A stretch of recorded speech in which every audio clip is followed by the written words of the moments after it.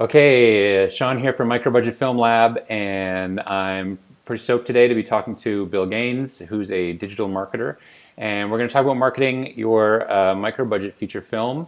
And also at the end, we'll talk about how you can get in contact with Bill about your own project if you're looking to market your project, get it out there, and get people watching it on the platforms where you've gotten it up onto, whether that's through a sales agent, a distributor, or through an aggregator.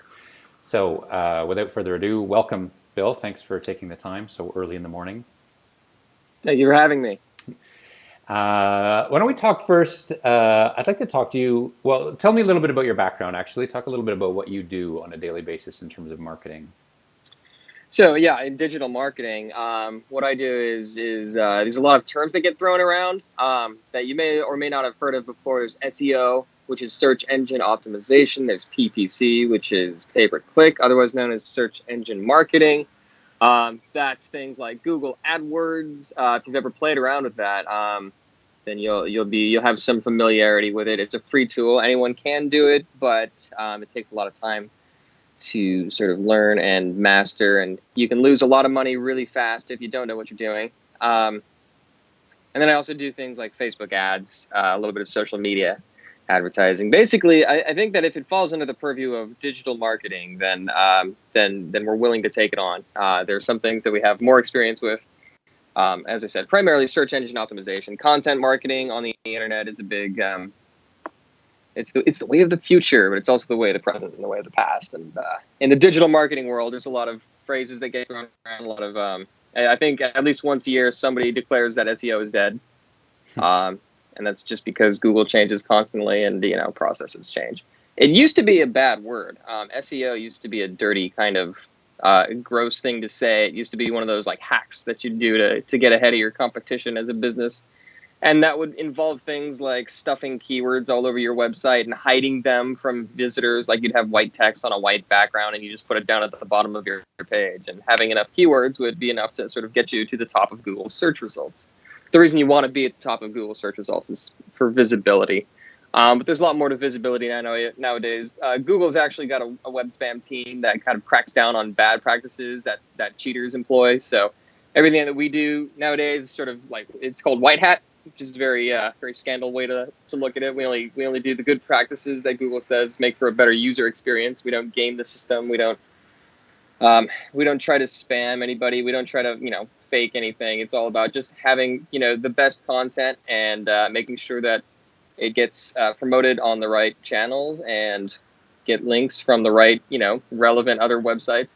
It's just a whole kind of ecosystem, Mm-hmm. and it's really the entire point of it is making sure that you're visible to your customers, because when your customers are on Google, they're looking for something, and if they're looking for what you have to sell, then it benefits you to sort of be at the top of those search results. And then so I guess with digital marketing for films, it's not necessarily always going to be a case of somebody is looking for your film. Probably you're going to wind up being more in what is called outbound marketing. And that's more things like Facebook advertising or YouTube advertising. It still falls under the umbrella of digital marketing. And there's a lot of similar practices and there's a lot of different practices. But basically, the end result is the same. You want to make sure that you're visible to your target audience. That is the idea behind it. Mm-hmm. Yeah, now, I mean, maybe we could talk a little bit about some of this stuff sort of generally before. I'd like to talk a bit about specifically Facebook and specifically Google. But I mean, one of the interesting Yeah. things now is, I mean, DVD is basically dead or it has become a marginal market element in terms of film distribution. Theaters is also pretty marginal. So much now is digital. It's video on demand. The various forms of video on demand, whether it's subscription services like Netflix or whether it's pay-per-view type things like iTunes.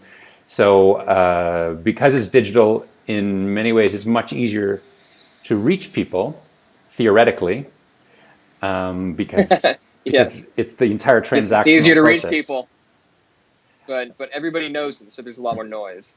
Well, and that's it. So So it's I guess the question is, how do you cut through all that noise to be able to maximum take maximum advantage of the fact that everything is digital and transactionally digital? That's a great question. It's actually a perfect question because we are in this digital age, and everybody's kind of, it's got the big question mark. What is digital, and how can digital help, and what is digital going to do for me, and how do I do digital? And it's actually very, very at this point, because it's so saturated. It's sort of come back around to the very traditional, old school offline marketing is going to come back much more into play. You kind of have to. It's sort of flipped on its head now. You have to have your proper foundation of digital techniques, but then you still have to have the most attractive offer. You have to have the best hooks. You have to have. You got to get the right message in the blink of an eye in front of the right audience. And these are all very traditional marketing kind of. It's a traditional marketing kind of mentality. You just have to have that digital technique underneath it. So Facebook, if you want to put Facebook ads up, if you've got a Facebook page, you pretty much have to pay now in order to reach your audience. It's not really enough to have a lot of people like your page, because even if a lot of people like your page, it's 1% or less are still gonna, 1% or less are gonna see any post you put up if you don't pay to boost that post. So you pay to boost posts, or you pay to have those newsfeed ads that you see all over the place. You pay to have Instagram ads. Same with YouTube. You can rely on their search engine and hope that someone looks for a video on YouTube and finds you. But really, what you need to do, because there are billions and billions of videos up on YouTube, you kind of have to pay to get that premium spot of either the pre-roll, show a little bit of your commercial ahead of time, or get the spot up on the top right corner. And it's and if you, like I said before, you can lose money really quick. The nice thing about digital is that you can target very, very specifically. Especially on Facebook, they have an incredibly deep. I'm not sure what the right term I'm looking for is, but they know your behavior and they know you on Facebook. They're really, it's creepy how well they know, user behavior to your advantage if you're an advertiser. And if you've got a trailer you want to show people, you can show it to your exact audience. So it becomes a matter of finding out who your audience is, who your target audience is, who's going to actually watch it. And then just making sure that you get if it's a video, you're going to have less than 3 seconds to grab their attention. If it's a still image, you're going to have a great hook. I got to sneeze. Excuse me. So, very attractive image to sort of capture their attention. Mm-hmm. And so what, when you're thinking about, or when filmmakers are thinking about targeting their demographic, what are the kinds of things that they ought to think about in terms of how to find the people who are most likely to watch their movie, do you think?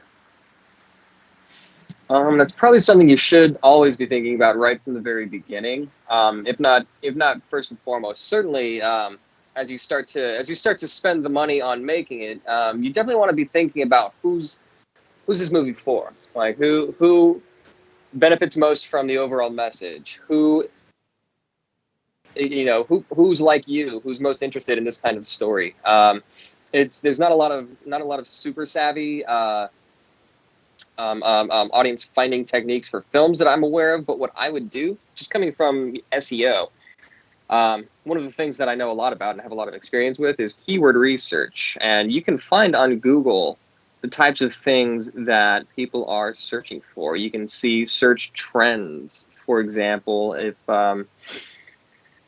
so pick a movie that's top of your mind and tell me what it's about. Well, top of my mind is my movie, so.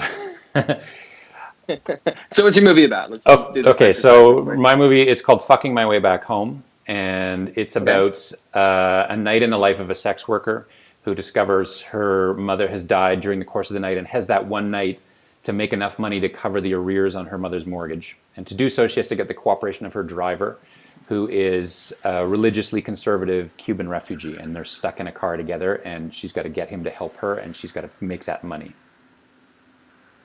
Okay, so your protagonist is a sex worker with a supporting cast of a Cuban refugee who's a Is that a driver, like a taxi driver, or just a driver He's driver, like her driver. He's like security guard driver. like a chauffeur? Yeah. Okay. So what? All right. So that's the next step that I would do is I would say, all right, let's take those couple of archetypes and sort of guess at what they're interested in. So tell me a little bit about your protagonist, a little bit more than what she does. What does she like to do? What kind of person is she? Well, she's a single mom. She's well educated. Okay. She's a city girl. She likes, she likes to party. She's young and lives in Toronto, in a big city. It's a kind of, and she's a strong woman, and she's not somebody. It's not like she wants to be saved. Like, she likes her job and is sort of sex worker positive, I guess. Yeah. That's awesome, actually. So, one thing that stood out to me is single mom. So, single moms could technically be the target audience. So, there are things that single moms would typically be interested in. If they have very young kids, then they'd be interested in baby things like car seats, diapers, etc. So, you can kind of guess at what this type of person would shop for and sort of reverse engineer your way to a sort of a marketing persona, if you will. So if we got a single mom, she's well educated.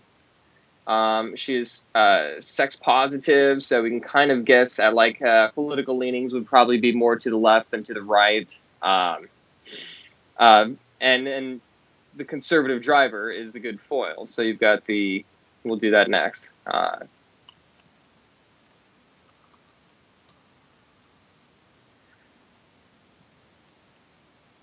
So single mom, well-educated, sex positive.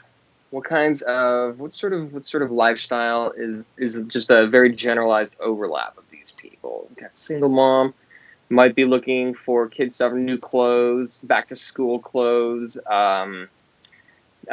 are like, as we get more generalized, typically start writing these things down. We can take a lot of these things over to Facebook if we're going to do Facebook advertising, and you can target people who are interested in back to school clothes who are single parents. You can target people who have politically liberal leanings, and that's one way to sort of narrow it down. And basically, we could spend hours here. This is typically an hours long process. But we can go over to Google Trends as well. If we know that something is on the mind of people today that maybe it wasn't yesterday, we can take a look at years-long trends and see if this is growing in interest or if it is on the decline. If it's on the decline, it's probably on its way out. So it may not be the most useful thing. But so that's sort of the rabbit hole that we'd go down. And basically what we would do is we'd sort of form a stereotype, an archetype, if you will, of a marketing persona. We'd get one or two or three of these and sort of create characters out of them. I guess in the film world, we call them characters. In the marketing world, they're personas. You just learn as much as you can about type of person, and as deep and as unique as you think you're getting, there's still millions of people in the world just like them. Kind of person to target, and you get some of the more some of the stronger aspects. You can target by income level on Facebook. So if you think that people like of the like upper classes would have no interest in like this, you can exclude anybody who makes more than that, like 150 per year. So, and you can just target people with like a 30 to 40 or 50 to 75 income range. Single parents, I think, is probably I believe that is something that you can target on Facebook. So basically, you just sort of go through this little exercise and figure out what they're all about, and then you can take some of what they're all about as you've been writing it down. You can also go over to Google. Google AdWords has what's called a keyword planner, and there you can actually get monthly averages of how often people are searching for a specific phrase. And if you can think of a phrase that this person would search for, and then again, that's something that's sort of a way to reverse engineer it. If that person is searching for something very specific, and you take that something specific over to the keyword planner, and it turns out that on average, 0 to 10 people search for this per month. Then you can say, okay, that's not very much. That's nothing at all practically. So there's probably not a lot of people of that particular mindset. Then you take a different phrase and put that in as well, and it may turn out that 5,000 people make this search every month. So then you can say, okay, now we're onto something, and you can sort of realize, you guess what's sort of top of mind for the target audience that way, and sort of build up your list of if you're going on Google, you want to build up a list of keywords. If you're going on to Facebook or YouTube, you want to start building up attributes of a person to sort of target that specific kind of person with specific, personality traits or behavior types or whatever you can think of. It's kind of a lengthy exercise, but ultimately that's well worth it, because once you've got that down, then you can start creating your marketing messages. You can start creating all the images you think you want to create and base it off of what you've just learned about these people who may be your specific audience. Mm-hmm. So if this doesn't make any sense, but that's the longish explanation of basically creating personas. Mm-hmm. No, that's interesting. And so then once you do that, then you can begin to create marketing campaigns based on that. You can test them, I presume, to see which ones perform the best. Yeah, you can split test too. So you can have the same type of person and say, and test out different hooks to grab their attention and see what gets more attention. You can track what gets more views on your videos. It may totally surprise you. It may be the exact opposite of what you think would work best, but sometimes that's just how it works. Mm-hmm. Interesting. And do you think, in terms of the major social media platforms, Facebook, Twitter, YouTube, and Google, do you think any one is better than any other in terms of marketing, for instance, films? For films, I would guess YouTube, simply by virtue of the fact that you can actually get your trailer directly in front of people and force them to watch at least 5 seconds of it. So if you can capture their interest in 5 seconds or less, then you can get them to watch the whole trailer. YouTube's really handy and really nice, because if people don't watch more than, I think, 30 seconds, they have to watch 30 seconds or you don't get charged. So that's just free branding. And if you get something really fascinating and the name of your film right up front, that's branding right away. And that you may have to do that 7 or 8 times before someone finally says, okay, I'm going to look it up, and then go actively watch your trailer. Because when people are looking for stuff, again, that's interruptive. They're looking for a specific video that they think they're going to get to watch, and then they get your commercial right up front. That may be probably the most effective. Facebook is also pretty good, but you have to get them to click on your video. It doesn't force them to watch a video. So that is entirely up to them if they want to watch it. But if you get a really great still frame as the video preview, I know that works on me. I personally try to avoid Facebook, because if I don't, then I will lose just hours of my time to it. So, Yes. So I'm usually there with a specific purpose. I'm looking for, okay, whose birthday is it today? Just got to go wish happy birthdays and then get out. But if I happen to catch a video preview, especially if it's for a movie that I think I might like, then if I'm at home, not out in public somewhere, then yeah, I'll watch it. I'll watch that trailer. I'm a big fan of trailers. So Facebook is a great place to let people know that you've got a trailer. YouTube is a great place to let them catch a glimpse of your trailer. And both relatively inexpensive still. Google, I would actually not do it so much, because again, Google, when they're there, they're looking for something specific. Unless they're looking for your trailer, chances are you don't want to. If they're looking for your trailer, you should optimize your website well enough that they can find it if they're looking for it. But chances are, if they don't know it exists, they're not going to be looking for it. So you got to make them aware that it exists, and probably YouTube and Facebook are absolutely the most effective places for that brand awareness of your movie. And what do you think, because of course with micro-budget filmmakers, the question that always comes foremost is how much money. So, I mean, what kind of money do you How think much? How people would much? spend, or that they should think about budgeting for their film? That actually is a great question. I have no idea what the answer would be. Um, just to give you a little, just some idea. Facebook. When I'm running campaigns with Facebook, um, there's a few different ways you can get visibility via Facebook. There are um, posts, and then there's Facebook ads, and they're technically two different things. You can go to your page if you control. You can put up a little post, which is a video with, and you can then send it off into the world, and you can choose to, and 100 to $100 and get easily 300 views on it. You can pay, I've seen boosted posts be as effective as 2 cents per click. That was for we're trying to drive traffic to a website. So it went to a landing page instead of having a video view. On Facebook, you want to keep the video view. You don't want to send to an alternate landing page just because your rate of conversion is going to be much, much less. But I've seen so 2 cents per click is probably the lowest. I've seen over like several videos. It can run a little bit more. You can actually run up towards that. Like anywhere between $50 per view. You can actually, if you're in a competitive market and if you do it poorly, I've seen people spend $4.50 on video. And then if you get those metrics, like 90% of those people don't watch past 10 seconds of that video. So if you're spending $4.50 to have somebody not watch it, that's a big waste of money. Mm-hmm. Right.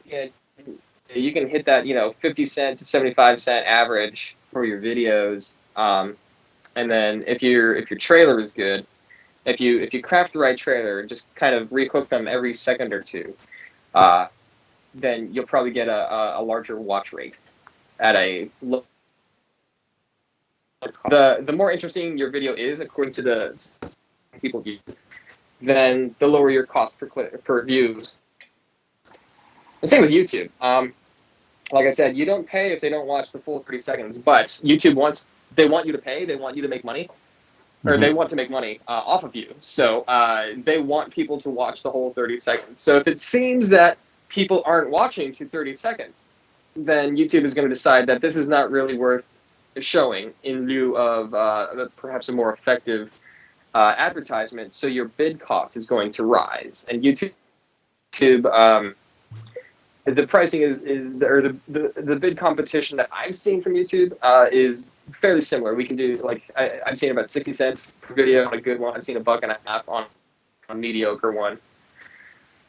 But it's very much a combination of getting digital at a foundational level. You just want to make sure you're smart about it. But what you really need to do is make your traditional things as good as possible. Your trailer needs to be as good as possible. Your messaging needs to be as good as possible. You need to know your audience, and digital can help find that audience. But once you know them, then you got to treat them like human beings. It's not robots and stuff. Mm-hmm, mm-hmm. Okay, that's a lot of really good information. I mean, I know that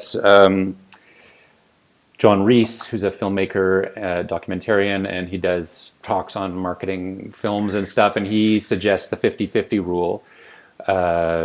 As a counter, I guess, to the fact that people pour all their money into the production and then keep no money back for marketing. That people should think of trying to keep aside, spend 50% of your budget on the production and keep 50% of your budget for the marketing afterwards. And if people think you're spending you have $10,000, spend $5,000 on the movie and $5,000 on your marketing afterwards. That's a good kind of ratio in terms of being able to. It sounds about right. It's in my digital marketing world, there's the ratio of time spent is 80-20. So you spend 20% of your time creating your content, and then 80% of your time promoting that content. So however long it took you to make the movie, multiply that time frame by 4 and promote. Mm-hmm. So if you can make your budget last, so say it took you 2 months, then you can only spend 8 months stretching that budget and just making sure that you get as many views as you can on it. I guess is the ultimate goal, right? Yeah, totally. And not just your trailer, but you want people to see the actual film. Yeah. So however you're distributing it, get that time frame in mind as well. So I like that 50-50 budget rule. It's a very smart way to do it. And I think that could if you're wise and prudent about your marketing spend, you can be very effective with it over a long period of time.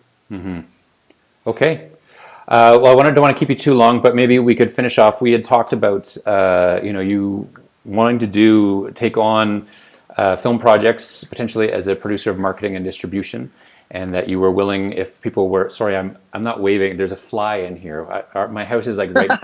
I literally live right next to a donkey farm, and so the donkey flies torment me. You get the donkey flies all day. I've got the donkey flies, so I'm swatting donkey flies. Yes, so that you would be willing, if there's, obviously if there's a tidal wave of people, you can't talk to them all, but if there's some people who want to just have a quick chat with you about their projects and toss around some ideas, and then you could see about developing a deeper, sort of more professional relationship over time, that would be a possibility as well. Yeah, absolutely. I'm always open for quick chats. Okay. And so if people want to reach you to have a conversation about marketing their film, how should they contact you? What's the best way? Probably email is the best way. I am bill@bilgaines.com, and that's Bill with one L. So BIL@BILGAINES. Just send me an email and let me know what you want to talk about. Okay, that's awesome. So, and I'll definitely put that in the email that I send out to everybody and make sure people know, and then Cool. I'm sure you'll hear from some people. Awesome. Well, thanks for your time, Sean. This is it's pretty awesome. Yeah, no, thank you. I appreciate it, and you've got me thinking about marketing for my film as well as we complete post-production on it, and it's really always really useful to talk to people who are in the know on how to do these kinds of things, because it is, filmmakers so often are about the art and they forget about how you're going to get people to actually watch the business end of it. Yeah. So they can really use that help. Yeah, I'm happy to help. And if you want to have that same quick chat, we can do that offline. Okay. Awesome. Without the audience watching. Yes. Yeah. They'll get a little bored after a while. Okay. Awesome. Well, I'll end then the interview here, and thanks again for taking the time out on an early morning. You're on your side of the ocean, and look forward to getting responses back from people. Cool. Right. Thanks a lot, man. Have a good one. Okay. You too. Take care.